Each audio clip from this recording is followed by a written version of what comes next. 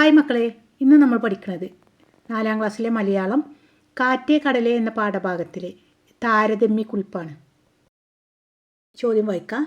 ഞങ്ങൾ 5 എന്ന കവിത കാറ്റ് പറഞ്ഞത് എന്ന കവിതയുമായി താരതമ്യക്കുറിപ്പ് തയ്യാറാക്കുക.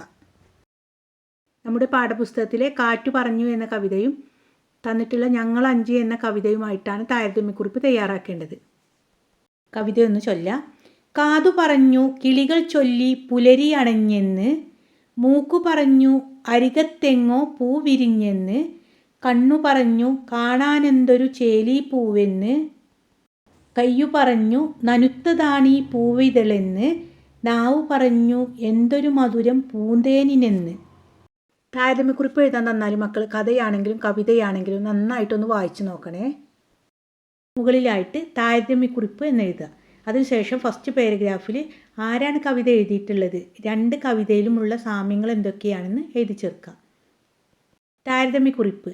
ഈ ജിനൻ എഴുതിയ കുരുത്തോലക്കിളി എന്ന കവിതയിലും ഞങ്ങൾ 5 എന്ന കവിതയിലും ഒരേ ആശയമാണ് നൽകിയിട്ടുള്ളത്. 2 കവിതയിലും പഞ്ചേന്ദ്രിയങ്ങളെക്കുറിച്ചാണ് പറയുന്നത്.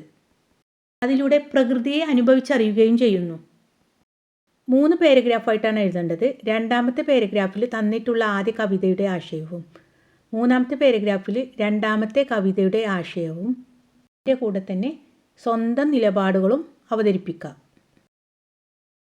ഞങ്ങൾ 5 എന്ന കവിതയിൽ ഓരോ ഇന്ദ്രിയങ്ങളും സംസാരിക്കുന്ന രീതിയിലാണ് കവിത നൽകിയിരിക്കുന്നത്. 5 ഇന്ദ്രിയങ്ങളാണ് നമുക്കുള്ളത്. അവ ഓരോന്നും അവരുടെ അനുഭവങ്ങളാണ് ഈ കവിതയിലൂടെ പറയുന്നത്. കാത് കിളി ചിലച്ചതു കേൾക്കുന്നതിലൂടെ നേരം പുലർന്നെന്ന് നമുക്ക് മനസ്സിലാക്കി തരുന്നു.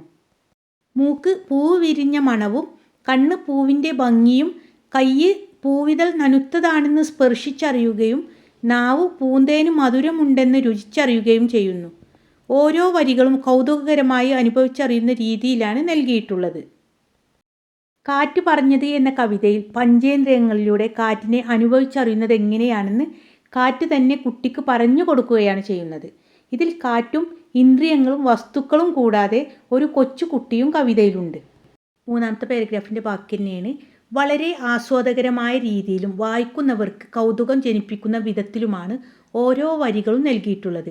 2 കവിതയിലും ലളിതമായ രീതിയിൽ പഞ്ചേന്ദ്രിയങ്ങളിലൂടെ ലഭിക്കുന്ന അനുഭവങ്ങളാണ് നൽകുന്നത്. മക്കൾക്ക് മനസ്സിലായല്ലോ അല്ലേ? 3ാമത്തെ പാരഗ്രാഫിൻ്റെ ലാസ്റ്റ് അതാ വളരെ ആസ്വാദകരമായ രീതിയിൽ എന്നൊക്കെ തന്നിട്ടുണ്ടല്ലോ. അതൊക്കെ നിങ്ങൾക്ക് എല്ലാ കവിതയിലും എഴുതാൻ പറ്റും കേട്ടോ. എന്താണ് പഞ്ചേന്ദ്രിയം? നമ്മുടെ ജ്ഞാനേന്ദ്രിയങ്ങളാണ് പറയുന്നത് കേട്ടോ. 5 എണ്ണം ഉണ്ട് അല്ലേ? ഒക്കെയാണ് ത്വക്ക്, നാക്ക്, മൂക്ക്, ചെവി, കണ്ണ്. ഏറ്റവും വലിയ ജ്ഞാനേന്ദ്രിയം ത്വക്കാണല്ലേ. അതൊക്കെ നമ്മുടെ LSS ക്ലാസ് പഠിക്കുക. ഒരുപാട് GK ക്വസ്റ്റ്യൻസ് നൽകിയിട്ടുണ്ട് കേട്ടോ. മക്കൾക്ക് ഇഷ്ടമാവുകയാണെങ്കിൽ എല്ലാവരും ലൈക്ക് ചെയ്യാനും നിങ്ങളുടെ കൂട്ടുകാരിലേക്കൊക്കെ ഒന്ന് ഷെയർ ചെയ്യാനും മറക്കരുതേ. Thanks for watching.